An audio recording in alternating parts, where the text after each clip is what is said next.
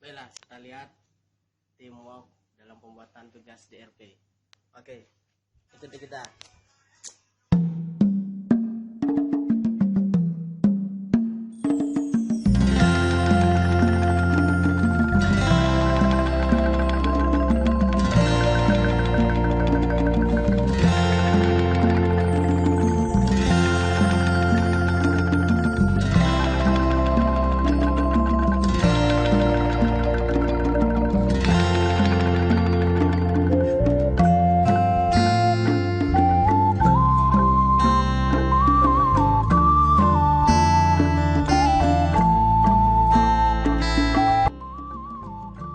Selamat malam.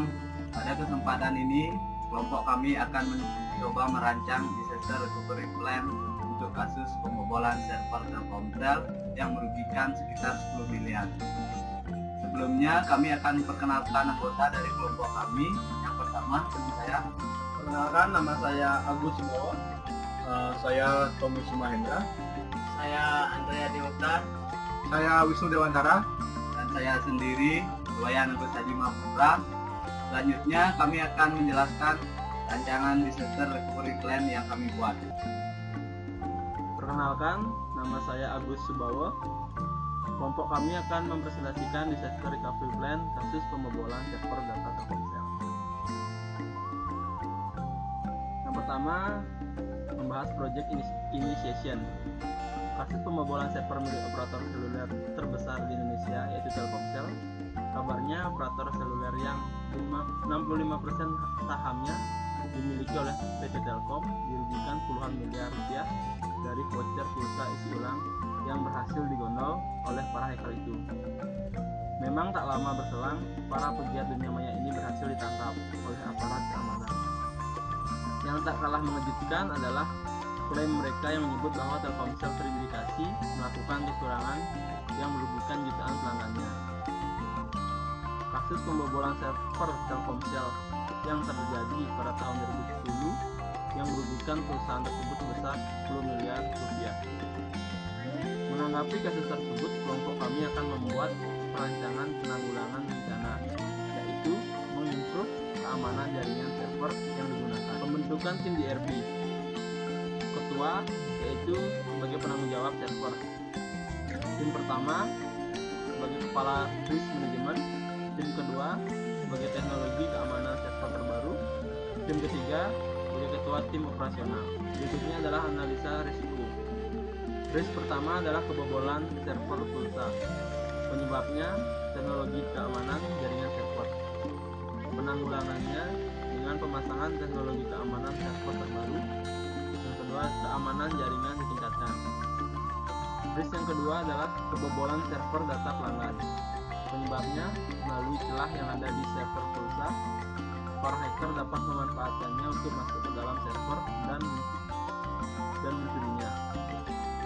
Penanggulangannya pemasangan teknologi keamanan server terbaru dan keamanan jaringan ditingkatkan. Selanjutnya akan dilanjutkan oleh teman saya. Baik, saya Tommy Sumahendra akan menjelaskan bisnis impact analysis. Yang pertama, bisnis prosesnya keuangan, kategori 3. Dampaknya berkurangnya pendapatan. Terus yang kedua, marketing, kategori 2. Dampaknya tidak terlalu berdampak. Lalu bisnis proses ketiga, jaringan dan server, kategori 1. Dampaknya terganggunya sistem yang berdampak ke seluruh bisnis proses. Biayanya mencapai 100 juta, waktunya 6 bulan. Lalu bisnis proses keempat, agen penjualan, kategori 3. Dampaknya terganggunya transaksi. Kerugian yang diakibatkan, kerugian terbobolnya server pulsa mencapai 10 miliar rupiah. Terus kepercayaan pelanggan. Lalu mitigation strategi development. Requirement gathering mengambil informasi lengkap dari pengguna tentang sistem yang akan dibangun. Wawancara dilakukan dengan pengguna yang memiliki hubungan langsung dengan sistem. Tahap ini menyarankan untuk mewawancarai pengguna yang memiliki kemampuan teknis. Yang kedua, analisis, menggali lebih dalam hasil yang diperoleh dalam tahap sebelumnya. Tahap ini mengkaji permasalahan pengguna dan menganalisis solusinya. Yang ketiga, desain, merancang solusi yang dihasilkan pada tahap analisis. Tahap analisis dan desain dapat berjalan dua arah, saling menyesuaikan sampai diperoleh rancangan yang tepat. Yang keempat, development. Tahap ini ditangani oleh pemrograman untuk membangun kode program dan user interface, penguji program dan dokumentasi juga dilakukan pada tahap ini. Development mendistribusikan produk yang dihasilkan kepada pengguna. Tahap ini mencakup instalasi, perencanaan backup data bila diminta oleh pengguna sesuai dengan perjanjian sebelumnya. Lalu business continuity atau disaster recovery plan development, peningkatan keamanan jaringan. Ini gambarnya, gambar rancangannya. Lalu slide selanjutnya dilanjutkan oleh teman saya. Baik, terima kasih atas waktu yang telah diberikan. Nama saya Andre. Saya akan melanjutkan materi yang akan kami presentasikan. Yang selanjutnya adalah tantangan keamanan jaringan. Keamanan jaringan adalah hal yang harus sangat perhatikan oleh semua user dalam suatu jaringan. Jika kita meremehkan keamanan jaringan pada jaringan kita, maka akan berakibat fatal seperti hilangnya data-data penting kita dan lainnya. Oleh karena itu, tantangan yang harus dilakukan agar jaringan kita aman adalah sebagai berikut. Yang pertama, pemeliharaan validitas dan integritas data atau informasi tersebut. Yang kedua, jaminan ketersediaan informasi bagi pengguna yang berhak. Yang ketiga, pencegahan akses sistem dari yang tidak berhak.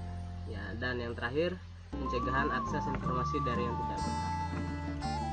Selanjutnya adalah tentang perencanaan keamanan jaringan. Agar keamanan jaringan kita bisa maksimal, maka kita harus merencanakan keamanan tersebut. Beberapa keamanan yang direncanakan adalah sebagai berikut. Yang pertama, menentukan data atau informasi siapa saja yang harus dilindungi. Yang kedua, menentukan beberapa besar biaya yang harus ditanamkan dalam melindunginya. Dan yang ketiga, menentukan siapa yang bertanggung jawab untuk menjalankan langkah-langkah yang diperlukan untuk melindungi bagian tersebut. Kemudian selanjutnya adalah metode keamanan jaringan. Yang pertama, pembatasan akses jaringan komputer, internal password authentication. Password yang baik menjadi penting dan sederhana dalam keamanan suatu jaringan. Kebanyakan masalah dalam keamanan jaringan disebabkan karena password yang buruk. Server based password authentication termasuk dalam metode ini, misalnya sistem Kerberos server, TCP wrapper, di mana setiap service yang disediakan oleh server tertentu dibatasi dengan suatu daftar host dan user yang tidak boleh menggunakan service tersebut. Kemudian firewall and routing control. Firewall melindungi host-host pada sebuah network dari berbagai serangan. Dengan adanya firewall, semua paket ke sistem di belakang firewall dari jaringan luar tidak dapat dilakukan langsung. Semua hubungan harus dilakukan dengan mesin firewall. Kemudian server based token authentication. Metode ini menggunakan authentication system yang lebih ketat, yaitu dengan penggunaan token atau smart card, sehingga untuk akses tertentu hanya bisa dilakukan oleh user. Selanjutnya akan dilanjutkan oleh teman saya, Wisnu. Terima kasih. Baik, saya akan melanjutkan presentasi yang sebelumnya dilakukan oleh teman saya. Yang kedua, menggunakan metode enkripsi tertentu. Dasar enkripsi cukup sederhana. Pengirim menjalankan fungsi enkripsi pada pesan plaintext, hypertext yang dihasilkan kemudian dikirimkan lewat jaringan, dan penerima menjalankan fungsi dekripsi atau decryption untuk mendapatkan plaintext semula. Proses enkripsi dan dekripsi tergantung pada kunci rahasia yang hanya diketahui oleh pengirim dan penerima. Ketika kunci dan enkripsi digunakan, sulit bagi penyadap untuk mematahkan ciphertext, sehingga komunikasi data antara pengirim dan penerima aman. Yang ketiga, metode pemonitorian terjadwal terhadap jaringan. Dengan adanya pemantauan yang teratur, maka penggunaan sistem oleh yang tidak berhak dapat dihindari atau cepat diketahui. Untuk mendeteksi aktivitas yang tidak normal, maka perlu diketahui aktivitas yang normal. Proses apa saja yang berjalan pada saat aktivitas normal, siapa saja yang biasanya login pada saat tersebut, siapa saja yang biasanya login di luar jam kerja. Bila terjadi keganjilan, maka perlu segera diperiksa. Bila hal-hal yang mencurigakan terjadi, maka perlu dijaga kemungkinan adanya intruder. Yang terakhir, memonitor jaringan. Untuk meminimalisir penyerangan terhadap keamanan jaringan, hal yang dapat dilakukan administrator dalam memonitoring jaringan sebaiknya adalah dengan membatasi user yang dapat melakukan full access ke dalam satu server. Cara paling sederhana adalah dengan memperlakukan wewenang read only untuk semua user. Selanjutnya akan dilanjutkan oleh teman saya, Hadi. Saya akan melanjutkan presentasi dari teman saya, Wisnu. Yang pertama, Intrusion Detection System. Intrusion Detection System atau sering disebut dengan IDS adalah sebuah sistem untuk mendeteksi penyalahgunaan jaringan dan sumber daya komputer. IDS memiliki sejumlah sensor yang digunakan untuk mendeteksi penyusupan. Contohnya, sensor meliputi yang pertama, sebuah sensor untuk memonitor TCP request. Yang kedua, log file monitor. Yang ketiga, file integrity checker. IDS memiliki diagram blok yang terdiri dari 3 buah modul. Yang pertama, modul sensor atau sensor modul, modul analisis, analyzer modul, modul basis data atau database modul. Selanjutnya, testing, training, dan auditing. Yang pertama, training. Dengan proses training diberikan kepada bagian tim operasional terhadap cara menanggulangi jika terjadi serangan terhadap server dengan waktu 6 bulan. Yang kedua, testing. Dengan proses testing terhadap ketahanan kemampuan sistem untuk menanggulangi serangan-serangan yang akan terjadi dengan waktu 1 bulan. Yang ketiga, auditing. Mencari data seberapa banyak terjadi serangan terhadap server selama 1 bulan dengan jangka waktu 1 bulan. Business continuity atau disaster recovery plan maintenance. Yang pertama, prosedur pemeliharaan maintenance hardware software pada server dengan waktu 3 bulan sekali. Yang kedua, maintenance server cadangan yang disiapkan jika server utama down dengan waktu 1 bulan sekali. Yang ketiga, improve keamanan jaringan terhadap percobaan serangan-serangan yang terjadi dengan waktu 1 bulan sekali. Perubahan password admin secara berkala dengan waktu 3 bulan sekali. Dan yang terakhir, backup data server secara berkala dengan waktu 1 bulan sekali.